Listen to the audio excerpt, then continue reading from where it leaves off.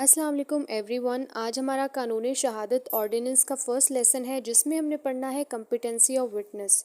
सबसे पहले हम देख लेते हैं कि विटनेस क्या होता है। इसमें वो कहता है कि a person who appears in court to give evidence, ऐसा इंसान जो कोर्ट में पेश होता है, अदालत में हाजिर होता है। किस लिए हाजिर होता है? टू गिव एविडेंस, गवाही देने के लिए या सबूत देने के लिए। जब एक पर्सन अदालत में हाजिर होता है तो उसको हम विटनेस कहते हैं। वैसे तो अदालत में और भी बहुत सारे लोग होते हैं, लेकिन विटनेस उस पर्सन को कहा जाता है जिसको स्पेसिफिकली इसी पर्पस के लिए बुलाया हो कि आपने अदालत में आके गवाही देनी है, तो उस पर्सन को हम कहते हैं विटनेस यानी गवाह। नेक्स्ट इसमें पॉइंट है कि विटनेस कब कॉम्पिटेंट होगा, विटनेस की कॉम्पिटेंसी से क्या मुराद है। तो इसमें वो कहता है a witness is said to be competent, एक विटनेस को कॉम्पिटेंट उस वक्त कहा जाएगा if there is nothing in law, अगर लॉ में कोई ऐसी चीज़ नहीं है to prevent him from being sworn in, जो उसको गवाही देने से या हल्फ उठाने से रोके। यानी अगर लॉ उस पर बार लगा दे, किस तरह की बार हो सकती है कि भाई ये पागल है, या फिर ये बंदा जो है, ये बच्चा, ये बहुत छोटा बच्चा है, या ये जो बंदा है ये उम्र रसीदा है, ओल्ड एज है, तो ये इस तरह की अगर चीज़ें होंगी तो लॉ बार लगा देता है। या एक पर्सन ने पहली झूठी गवाही दी हो तो लॉ उस पर बार लगा देता है कि भाई आप अदालत में दूसरी बार गवाही नहीं दे सकते। इसी तरह से डिफरेंट सिचुएशंस हैं। अगर लॉ जो है किसी पर्सन को डिसेबल कर देता है, उस पर बार लगा देता है, उसको प्रिवेंट कर देता है कि वो अदालत में गवाही नहीं दे सकता, तो मीन्स कि वो कॉम्पिटेंट विटनेस नहीं है। तो इसमें भी वो यही कह रहा है कि if there is nothing in law to prevent him from being sworn, अगर लॉ उसको नहीं रोकता कि वो अदालत में आके गवाही दे, तो फिर हम उस विटनेस को क्या कहेंगे? Competent witness. नेक्स्ट इसमें हमारे पास रेलिवेंट प्रोविजन है, वो है article 3 of QSO। General rule ये है कि हर पर्सन जो कि जिससे कोई सवाल पूछा जाए और वो उसका रैशनल आंसर दे, यानी उस सवाल के मुताबिक उसका जवाब दे, तो वो एक कॉम्पिटेंट विटनेस है। और जो भी बंदा जो है वो रैशनल आंसर देगा वो कॉम्पिटेंट विटनेस होगा और वो अदालत में आके गवाही दे सकता है। ये एक जनरल रूल है, लेकिन यहाँ पे एक्सेप्शंस उसने हमें बता दी हैं आर्टिकल 3 के अंदर। वो हम बारी बारी पढ़ेंगे, जो कि हमारा मेन क्वेश्चन है जो पेपर में पूछा जाता है। तो पहली जो क्वालिफिकेशन है विटनेस की, वो है not preventing from understanding the question. इसमें वो कहता है कि अगर कोई पर्सन टेंडर एज की वजह से, यानी बहुत छोटी उम्र की वजह से, या ओल्ड एज की वजह से, बूढ़ा होने की वजह से, या डिजीज़ वेदर ऑफ बॉडी और माइंड, या किसी बीमारी की वजह से, चाहे वो जिस्मानी बीमारी है या दिमागी बीमारी है, इन तीनों सिचुएशंस की वजह से अगर कोई पर्सन जिससे कोई सवाल पूछा जाए और वो उसके अकॉर्डिंगली उसका आंसर ना दे, तो फिर वो कॉम्पिटेंट विटनेस नहीं होगा। तो क्वालिफिकेशन क्या हुई कि उस पर्सन के लिए ज़रूरी है कि जिससे सवाल पूछा जा रहा है वो उसका उसी तरह से रैशनली आंसर दे। तो पहली क्वालिफिकेशन क्या हुई कि not preventing from understanding the question, कि अगर उससे सवाल पूछा जाए तो वो उसका जवाब देने से कासिर ना हो, बल्कि उसका जवाब दे रैशनली। और सेकंड इसमें क्वालिफिकेशन क्या है, वो कहता है कि competency of giving rational answer, यानी उससे जो सवाल अदालत में पूछा जा रहा है तो उसका वो रैशनल आंसर दे, यानी अक्ली जवाब दे, या कह सकते हैं कि वो उसका रीजनेबल आंसर दे, अकॉर्डिंगली उसके क्वेश्चन के वो आंसर दे। नेक्स्ट इसमें पॉइंट है not convicted by court for परजुरी। इसका मतलब ये कि वो पहले किसी अदालत में जाके या उसी मैटर में पहले झूठी गवाही ना दे चुका हो और उसकी सजा ना पा चुका हो। नॉट कन्विक्टेड मतलब कि पहले वो सजा याफ्ता ना हो। क्यों सजा याफ्ता ना हो? बाय कोर्ट, कोर्ट की तरफ से, फॉर परजरी, झूठी गवाही देने के लिए। तो क्वालिफिकेशन क्या हुई कि not convicted by court for perjury, झूठी गवाही देने के लिए उसको अदालत से सजा ना मिल चुकी हो। इसमें आर्टिकल 3 का जो सेकंड प्रोविजो है वो ये कहता है कि अ पर्सन कन्विक्टेड में बी कॉम्पिटेंट टू टेस्टिफाई, कि एक इंसान जिसने सजा पा ली अपनी झूठी गवाही देने के लिए, तो फिर वो पर्सन जो है वो भी कॉम्पिटेंट विटनेस कहला सकता है। लेकिन किस सूरत में? उसकी सिचुएशन ये है कि इफ़ ही हैज़ रिपेंटेड, कि वो उसको अफसोस है, वो अपनी गलती मानता है और अपनी राह को दुरुस्त कर चुका है, एंड अमेंडेड हिज वे, और अपना जो है वो कह लें किबला दुरुस्त कर चुका है, तो फिर वो बंदा जो है दूसरी दफ़ा अदालत में आके गवाही दे सकता है। अगर अदालत सेटिस्फाई होती है कि नहीं, अब जो ये बंदा है ये झूठी गवाही नहीं देगा और जो पहले इसने झूठी गवाही दी थी वो उसके लिए रिपेंटेड है या बहुत शर्मिंदा है, तो ये सेकंड प्रोविजो ऑफ आर्टिकल 3 जो है वो इससे रिलेटेड है। नेक्स्ट अब हम देख लेते हैं qualification as witness under holy Quran and सुन्ना।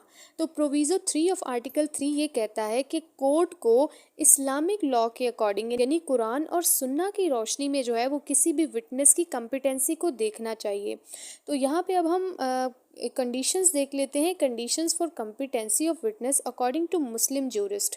मुस्लिम ज्यूरिस्ट क्या कहते हैं कि अगर हम किसी बंदे को एक विटनेस के तौर पे अदालत में पेश कर रहे हैं तो उस बंदे की क्या क्वालिफिकेशंस होनी चाहिए। इसमें नंबर 1 पे वो कहता है possession of sound rational faculty.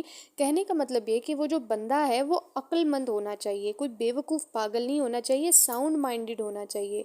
Second इसमें पॉइंट है आई साइड उसकी जो है वो बिल्कुल दुरुस्त होनी चाहिए। अगर जो गवाही हम उससे मांग रहे हैं वो किसी फैक्ट को देखने से रिलेटेड हो, यानी अगर हम किसी विटनेस से पूछ रहे हैं कि अगर तुम मौका वारदात पे मौजूद थे तो तुमने क्या देखा, तो ऐसा ना हो कि वो बंदा उसको कुछ नज़र ही नहीं आता, उसकी आई साइट इतनी वीक है कि वो देखने से कासिर है, तो फिर ऐसा पर्सन भी नहीं होना चाहिए। नेक्स्ट इसमें पॉइंट है कैपेसिटी टू स्पीक और कम्युनिकेट इन केस ऑफ हुदूद। यानी हद का कोई केस है, जिस तरह से हम उससे गवाही ले लें किसी जिना के केस में, कज़फ के केस में, तो फिर उस सूरत में वो बोल भी सकता हो, गूंगा ना हो वो। ठीक है। नेक्स्ट इसमें ऑनेस्टी एंड मॉरल अपराइटनेस, यानी वो ऑनेस्ट हो, उसका सोसाइटी के अंदर एक अच्छा इमेज बिल्डअप हुआ हो। नेक्स्ट इसमें पॉइंट है टू बी मेल इन हुदूद केस। और हुदूद केस अगर है, कोई हद का केस है, जिना का केस है, तो औरत की गवाही वहाँ पे नहीं चलती, उस केस में फिर वो मेल गवाही देगा। नॉट कन्विक्टेड ऑफ परजुरी, यानी वो पहले किसी अदालत में झूठी गवाही देने की वजह से सज़ा याफ्ता ना हो। Not to give evidence in hope to receive worldly gain, यानी अगर कोई बंदा गवाही इस गर्ज से दे रहा है कि अल्टीमेटली उसको वहाँ से कोई वर्डली गेन यानी कोई फ़ायदा होगा, कोई मुनाफा मिलेगा, तो उस सूरत में भी वर्डली गेन की वजह से कोई पर्सन जो है वो गवाही ना दे। नेक्स्ट इसमें पॉइंट है witness must have same religion to that of party against whom giving testimony, कि जिस बंदे के खिलाफ वो गवाही दे रहा है उस बंदे का और इस विटनेस का जो रिलीजन है, जो मज़हब है, वो सेम होना चाहिए। नेक्स्ट अब हम देख लेते हैं कि कंडीशंस ऑफ गिविंग टेस्टिमनी, यानी गवाही देने की कंडीशंस क्या होंगी। एग्जिस्टेंस ऑफ कंप्लेंट, यानी कोई कंप्लेंट होनी चाहिए, कोई केस होना चाहिए। ऐसे ही नहीं कोई बंदा उठ के जाके जो है वो गवाही देना शुरू हो जाए और कोई विटनेस बन जाए, ऐसा नहीं है। कोई पहले एक प्रोसीजर हुआ हो, कोई कंप्लेंट फाइल की गई हो, फिर वहाँ पे वो बंदा एक प्रॉपर प्रोसीजर के तहत जो है वो एज अ विटनेस पेश किया जाना चाहिए। नेक्स्ट है testimony must before the court, court के सामने जो है वो गवाही दी जाए।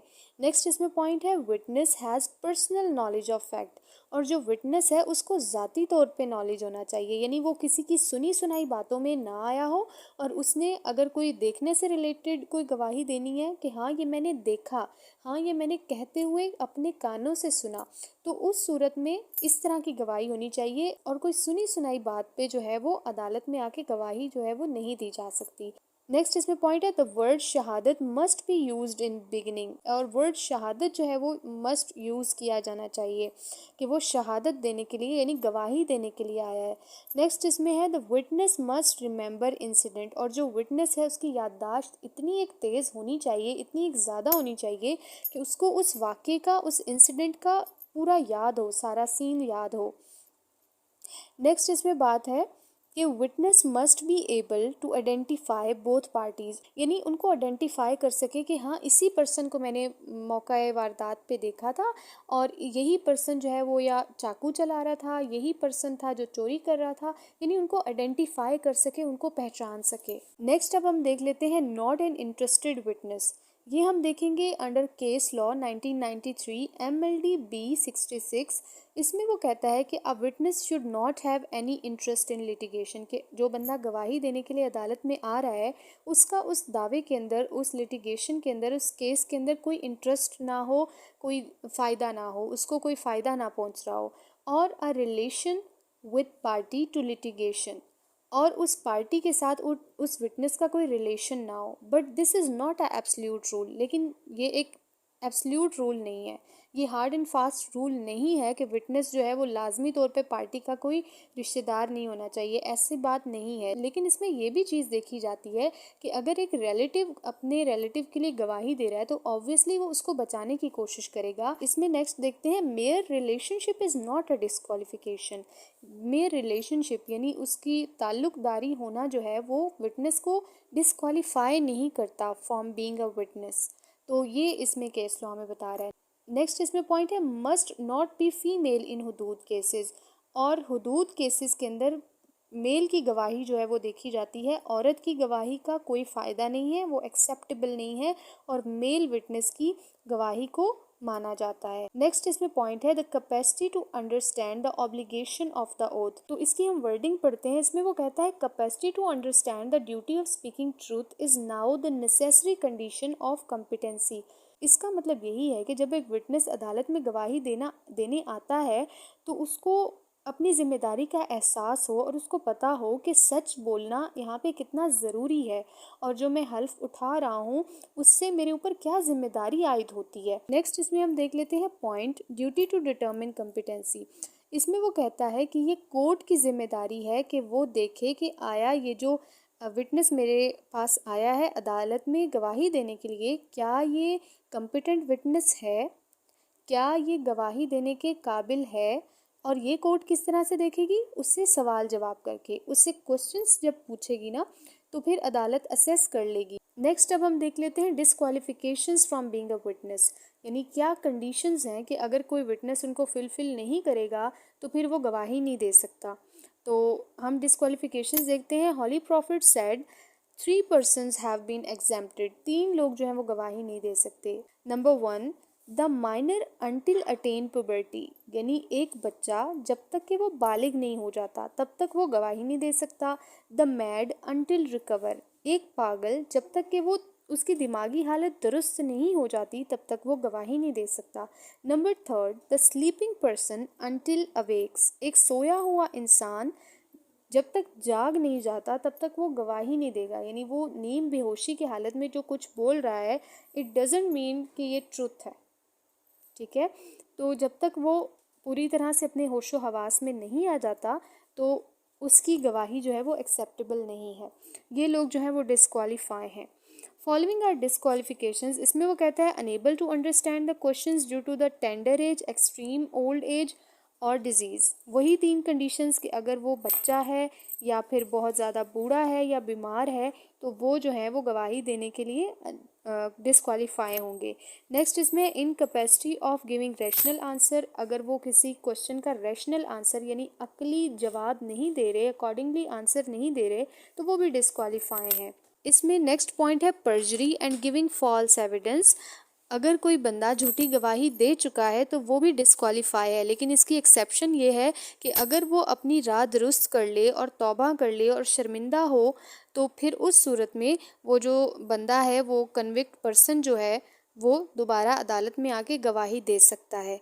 नेक्स्ट इसमें पॉइंट है, a lunatic is not considered competent to give, एक पागल आदमी जो है वो कंसिडर नहीं किया जाता है कॉम्पिटेंट विटनेस। लेकिन इसकी एक्सेप्शन है कि अगर वो क्वेश्चन को रैशनली आंसर कर देता है तो फिर वो डिस्क्वालीफाई नहीं होगा। नेक्स्ट इसमें पॉइंट है, according to Quran a person convicted of कज़फ इज़ इनकम्पिटेंट टू टेस्टिफाई, एक बंदा जो कज़फ का कन्विक्टेड है यानी सज़ा याफ्ता है, सज़ा पा चुका है कज़फ के लिए, वो बंदा जो है वो गवाही नहीं दे सकता। इसकी एक्सेप्शन क्या है, वेयर ही हैज़ रिपेंटेड और अमेंडेड हिज कंडक्ट, और अगर वो अपनी रास्ता दुरुस्त कर ले और पछताए, और रिपेंट होता है शर्मिंदा होना, तो अगर वो तौबा कर ले तो फिर वो गवाही दे सकता है, कम्पिटेंट हो सकता है। उसके बाद है एग्जिस्टेंस ऑफ सर्टेन रिलेशंस और इंटरेस्ट, अगर कोई पर्सन जो है वो उसका उस केस में कोई इंटरेस्ट है या कोई पार्टी के साथ रिलेशन है तो वो बंदा भी गवाही नहीं दे सकता। जैसे कि evidence of son in favour of his father और ग्रैंडफादर, एक जो बेटा है वो अपने बाप दादा के हक में गवाही नहीं दे सकता।